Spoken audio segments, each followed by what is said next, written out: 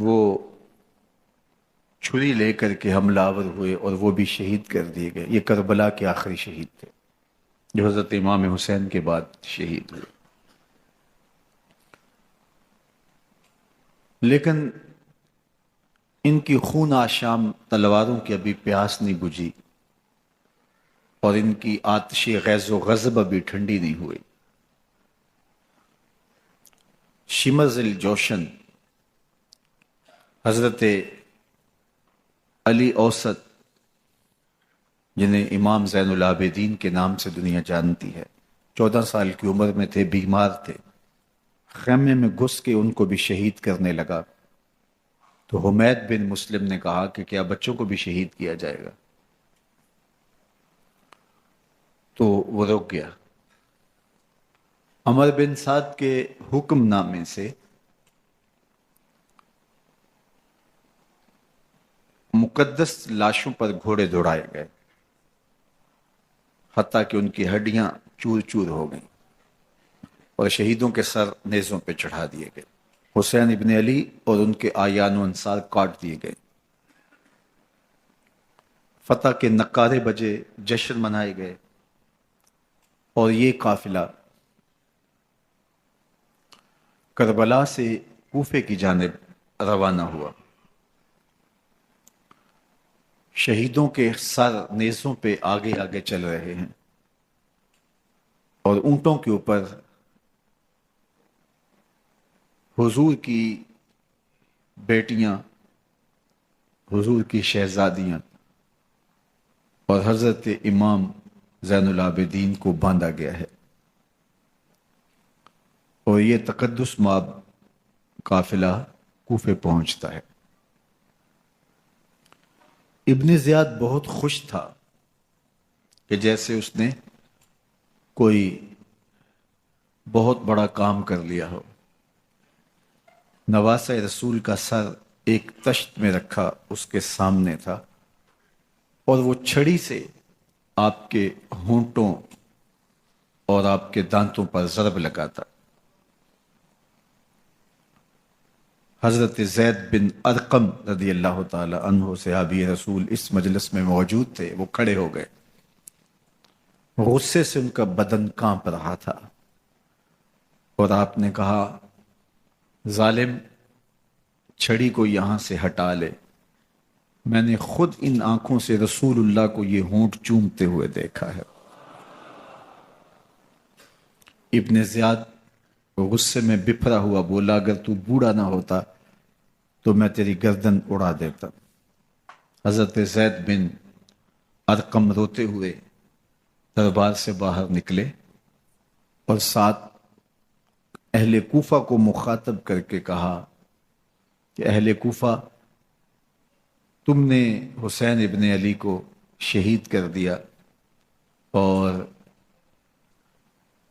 ابن مرجانہ کے غلام بن گئے۔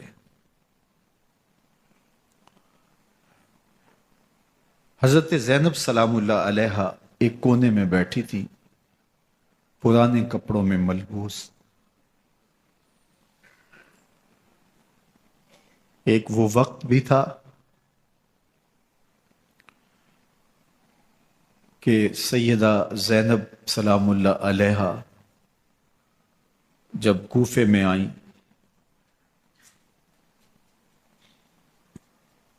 سیدنا علی المرتضیٰ کے زمانے میں ان کے دور خلافت میں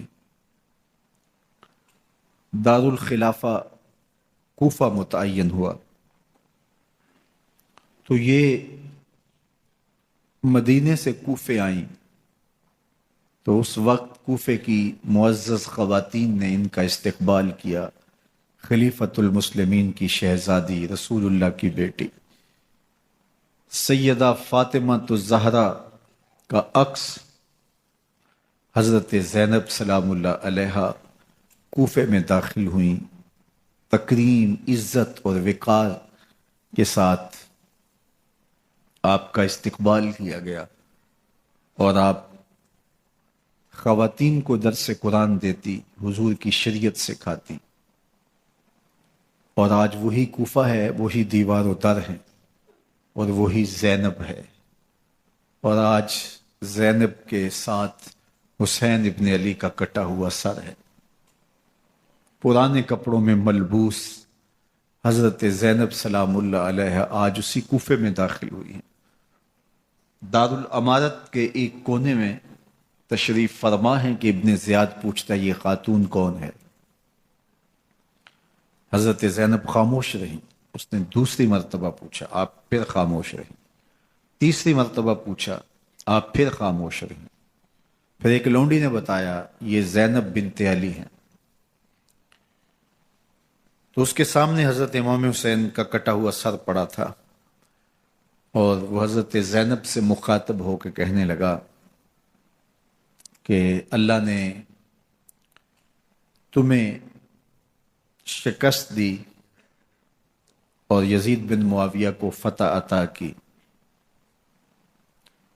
تو حضرت زینب سلام اللہ علیہ پھر دربار ابن زیاد میں ایک خوبصورت خطبہ عطا کیا۔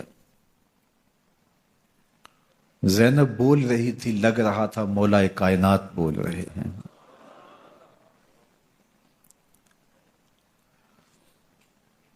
یہ خطبہ بامر مجبوری تھا، ابن زیاد کی خرافات کا جواب تھا۔ تو ابن زیاد سے اس کا جواب تو نہ بن پڑا، لیکن کہنے لگا کہ بڑی مکفہ اور مسجع گفتگو کی، تمہارا باپ علی بھی بہت اچھا شاعر تھا۔ تو سیدہ زینب سلام اللہ علیہ نے فرمایا ہمیں مکفہ گفتگو سے کیا غرض، یہ تو ایک حقیقت ہے جو ہم نے بیان کی۔ تو حضرت علی اوسط امام زین العابدین بھی پاس تھے، تو دیکھ کر کے کہنے لگا کہ یہ لڑکا کون ہے؟ تو فرمایا میں علی بن حسین ہوں۔ تو کہا کہ انہیں تو قتل کر دیا گیا۔ کہا وہ میرے بھائی تھے اور ان کا نام بھی علی تھا، میرا نام بھی علی ہے۔ تو اس نے کہا کہ اس لڑکے کو لے جاؤ اور قتل کر دو۔ حضرت زینب علی اوسط امام زین العابدین کے ساتھ چمٹ گئیں اور کہا کہ اگر تم اسے قتل کرو گے تو اس کے ساتھ مجھے بھی قتل کرنا ہوگا۔ تو ابن زیاد کہنے لگا کہ یہ عورت سچ کہتی ہے، واقعی اس کے جذبات یہی ہیں۔ اور الصلاۃ جامعہ کی پکار کے ساتھ مسجد کوفہ میں آ گیا۔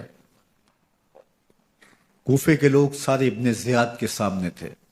امام حسین کا کٹا ہوا سر ابن زیاد کے سامنے تھا، اور اس نے کہا کہ اللہ نے یزید بن معاویہ کو فتح دی اور کذاب ابن کذاب معاذ اللہ حسین ابن علی کو شکست دی۔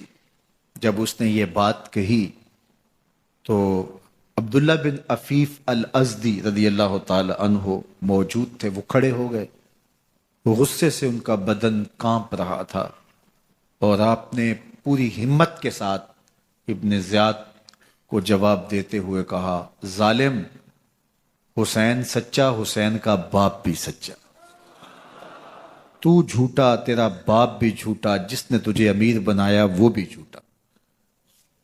تو ابن زیاد نے جب اپنے بارے عبداللہ بن عفیف سے یہ بات سنی تو اس نے حکم دیا کہ ان کا سر کاٹ دیا جائے، اور پھر حضرت عبداللہ ابن عفیف رضی اللہ تعالی عنہ کو شہید کیا گیا اور ان کی لاش کو سولی چڑھا دیا گیا۔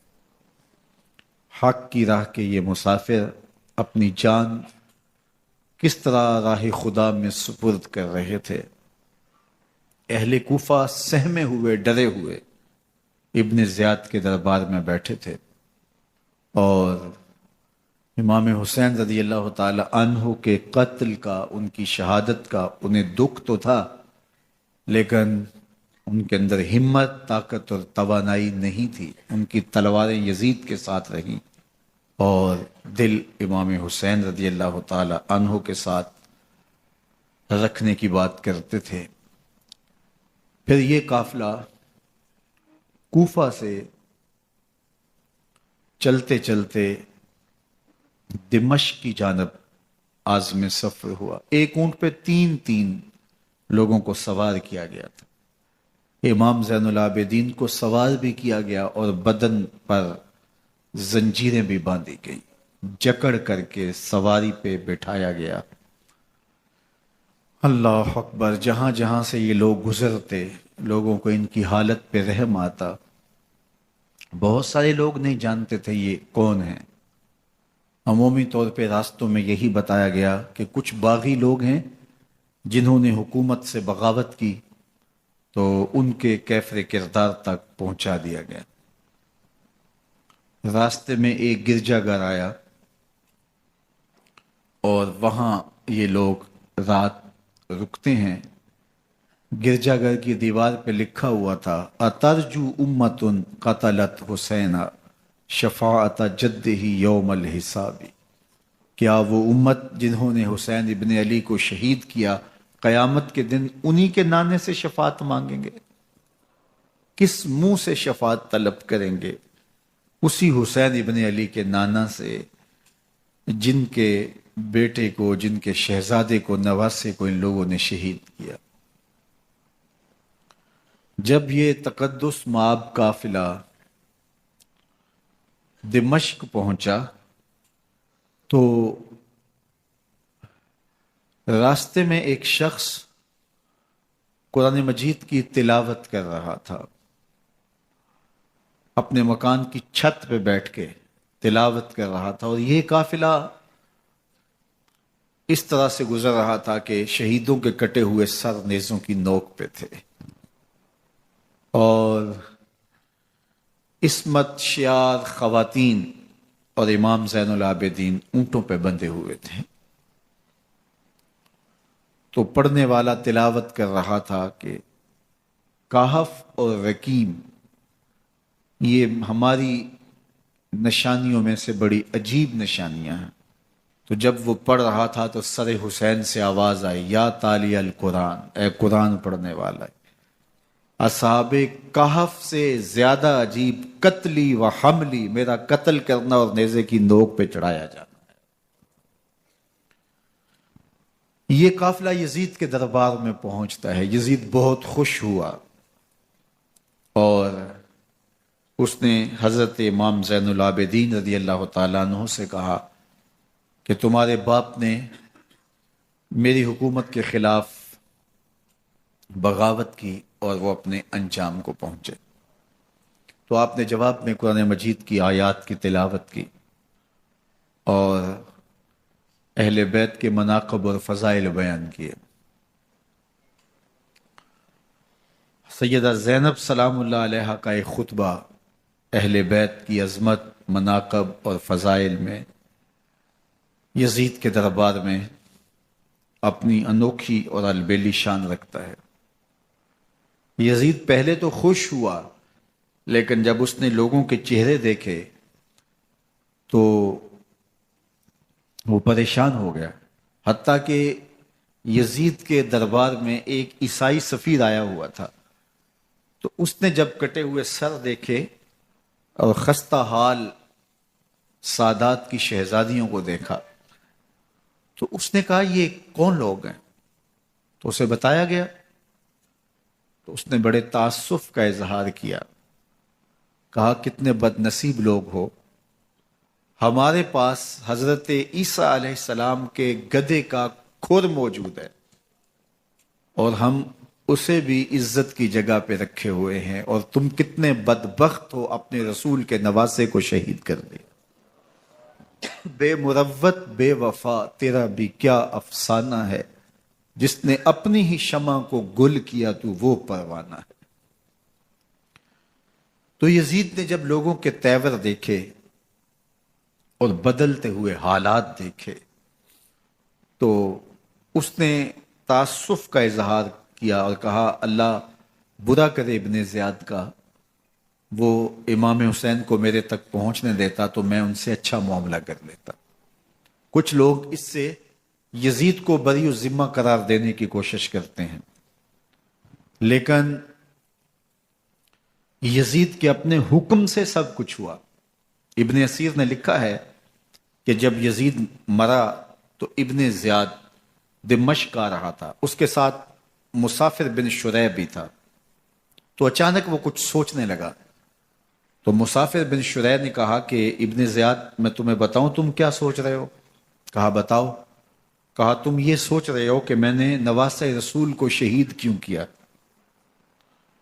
تو کہنے لگا کہ یہ مجھے یزید کا حکم تھا، اور اگر میں نواسہ رسول کو شہید نہ کرتا تو وہ مجھے قتل کر دیتا.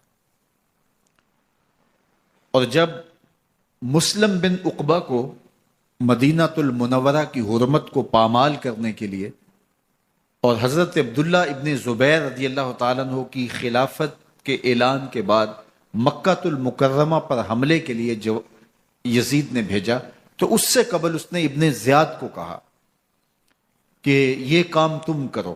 تو ابن زیاد نے جو جواب دیا وہ یہ تھا کہ میں تمہارے کہنے پہ پہلے ہی نواسہ رسول کو شہید کر چکا ہوں، اب نواسہ رسول کو شہید کرنا اور کعبۃ اللہ کی حرمت کو پامال کرنا، یہ دو چیزیں میں جمع نہیں کروں گا.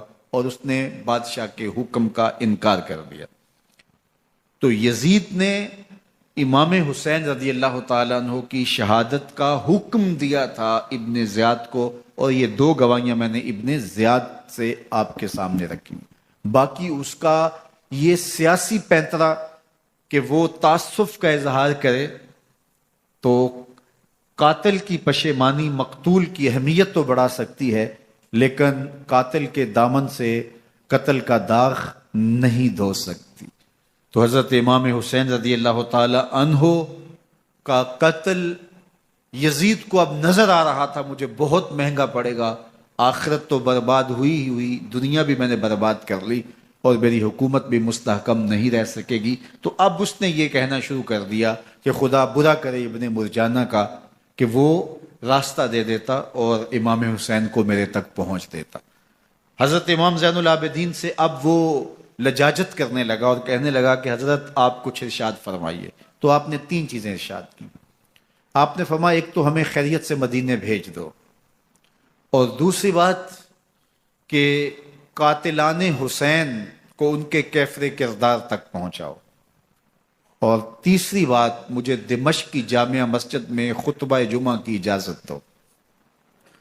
اس نے کہا کہ خطبہ جمعہ کی اجازت بھی دیتا ہوں، آپ کو خیریت سے مدینہ المنورہ بھی روانہ کر دیا جائے گا، لیکن قاتلان حسین کو کیفر کردار تک پہنچانا یہ میرے بس میں نہیں ہے، یہ ممکن نہیں ہے.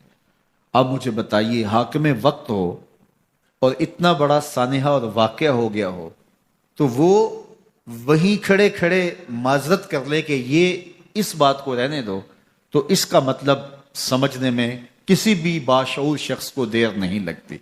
اسے چاہیے تھا کہ وہ کہتا کہ میں اس کی تحقیق کروا کے جو بھی مجرم ہے وہ کیفر کردار تک پہنچے گا، اور آپ نہ بھی کہتے تو یہ میں کرتا چونکہ میں حاکم وقت ہوں.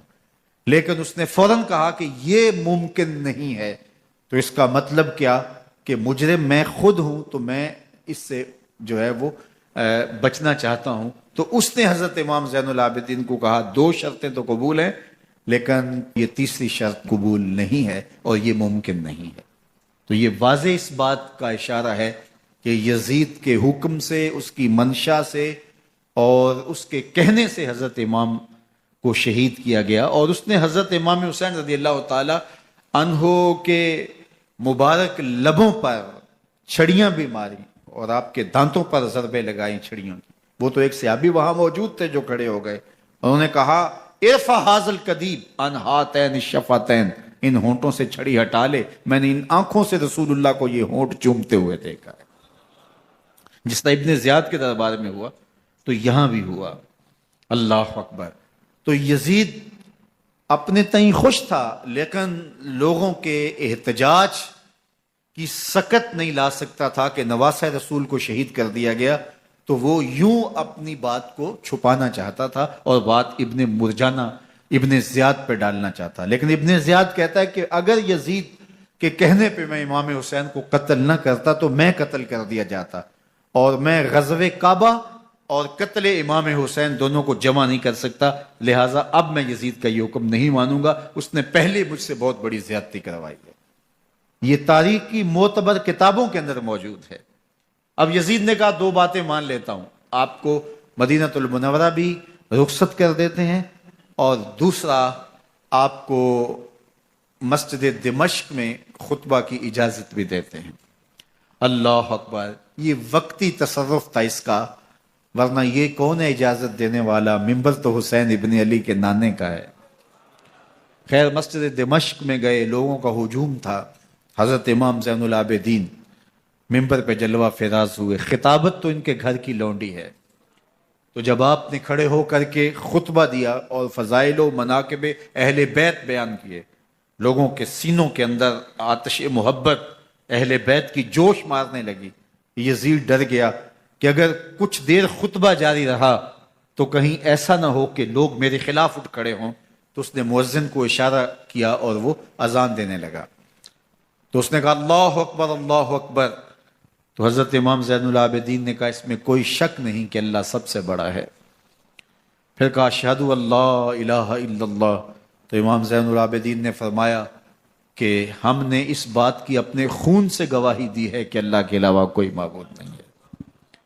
پھر اس نے کہا اشہد ان محمد رسول اللہ، تو حضرت امام زین العابدین نے یزید کی آنکھوں میں آنکھیں ڈال کے کہا یزید دیکھ، اذان میں تیرے نانے کا نام ہے یا میرے نانے کا نام ہے؟ تو حسین ابن علی رضی اللہ تعالیٰ عنہ کا نام کبھی بھی مٹنے والا نہ، زیاد کا وہ ستم رہا نہ یزید کی رہی وہ جفا، رہا تو نام حسین جسے زندہ رکھتی ہے کرب۔ یزید نے امام حسین رضی اللہ تعالیٰ عنہ کو راستے سے ہٹا دیا، اس کا خیال تھا کہ یہ باغی ہیں اور میں ان کو کچل دوں۔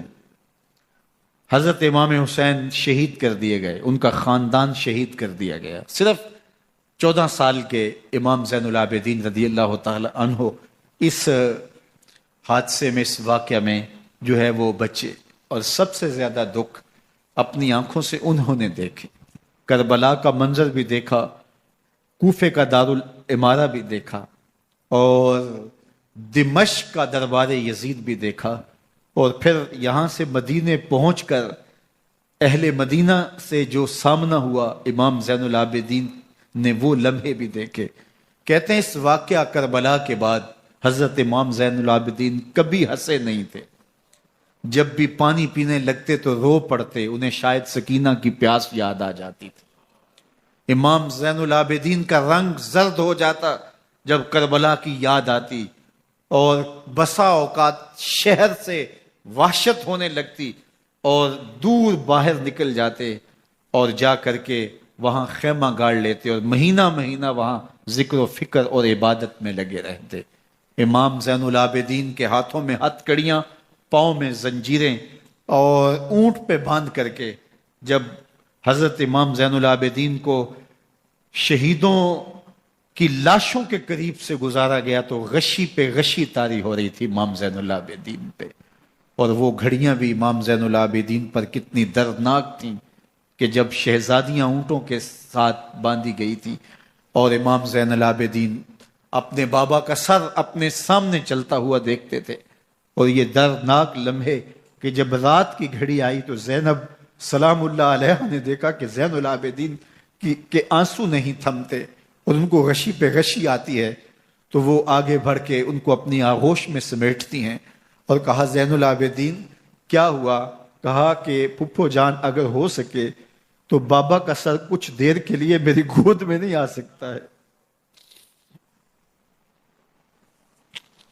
وہ وقت بھی امام زین العابدین پہ آتا ہے جب زخم اور درد اور دکھ حد سے تجاوز کرتے ہیں تو زین العابدین مدینہ کی طرف منہ کر لیتے ہیں اور حضور کی بارگاہ میں ہوا کے ہاتھوں پیغام بھیجتے ہیں، ان نلتا یا ریح الصبا یومن الی ارض الحرم بلغ سلامی روزتن فیہا النبی المحترمی۔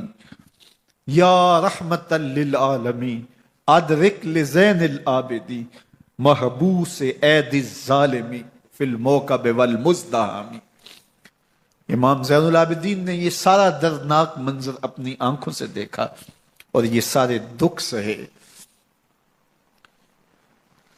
امام زہری کہتے ہیں کہ ولید کے زمانے میں دوبارہ امام زین العابدین کو پکڑ لیا گیا اور ان کے ہاتھوں میں دوبارہ ہتھ کڑیاں اور پاؤں میں بیڑیاں ڈال دی گئیں۔